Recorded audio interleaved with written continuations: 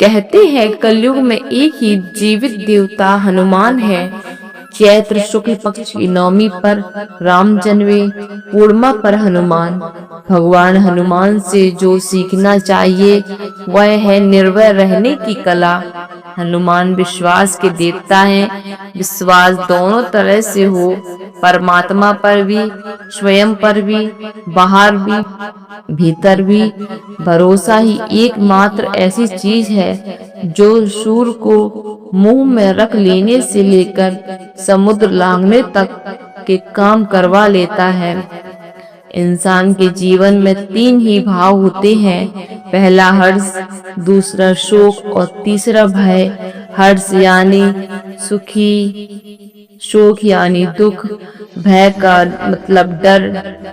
डर ही सफलता के रास्ते की सबसे बड़ी रुकावट है। डर असफलता का भी होता है, सफलता को बरकरार रखने का भी। भय बाहरी भी होता है और भीतर का भी होता है। डर कोई भी हो, ये हमें जिंदगी में आगे बढ़ने से रोकता है। भगवान हनुमान से सीखें कैसे अपने ऊपर डर को हावी होने से रोका जा सकता है। दूर से जो चीज हमें समस्या की तरह दिखती है वो समाधान भी हो सकती है। रामायण का किस्सा है, रावण ने सीता का हरण किया तो उनकी खोज में राम और लक्ष्मण जंगल में भटक रहे थे। सबरी के कहने पर वे सुग्रीव से सहायता मांगने गए। सुग्रीव अपने भाई बाली से बचने के लिए शरमयुग नाम के पहाड़ पर रहते थे, क्योंकि बाली एक श्राप के कारण इस पहाड़ पर नहीं आ सकता था। राम और लक्ष्मण को शरमयुग पहाड़ के पास देखा। सुग्रीव घबरा गए।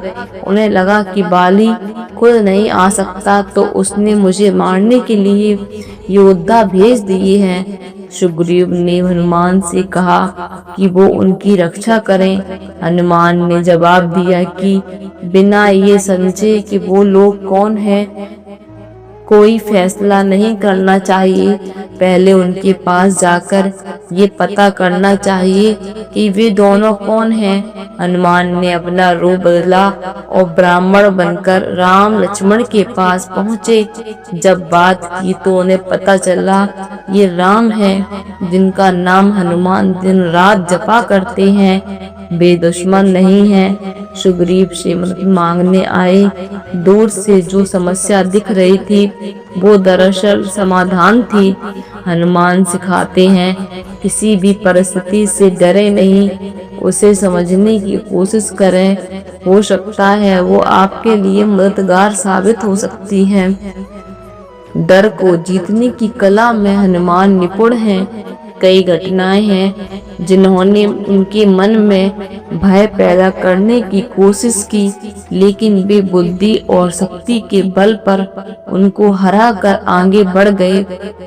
डर को जीतने का पहला फंडा यही है कि अगर आप विपरीत परिस्थितियों में भी आगे बढ़ना चाहते हैं तो बल और बुद्धि दोनों से काम लेना चाहिए। जहां बुद्धि से काम चल जाए वहां बल का उपयोग नहीं करना चाहिए।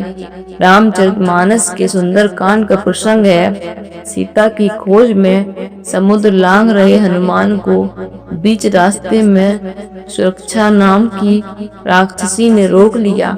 हनुमान को खाने की जिद की। हनुमान ने बहुत मनाया लेकिन वह नहीं मानी। वचन भी दे दिया, राम का काम करके आने दो, सीता का संदेश उनको सुना दो, फिर मैं खुद आकर आपका आहार बन जाऊंगा। सुरक्षा नहीं मानी। वो हनुमान को खाने के लिए अपना मुंह बड़ा करती, हनुमान उससे भी बड़े हो जाते। वो खाने की जिद पर अड़ी रही लेकिन हनुमान पर कोई आक्रमण नहीं किया। यह बात हनुमान ने समझ ली कि मामला मुझे खाने का नहीं है। तत्काल सुरसा के बड़े स्वरूप के आगे उन्होंने खुद को बहुत छोटा कर लिया। उसके मुंह में से घुसकर निकल गई।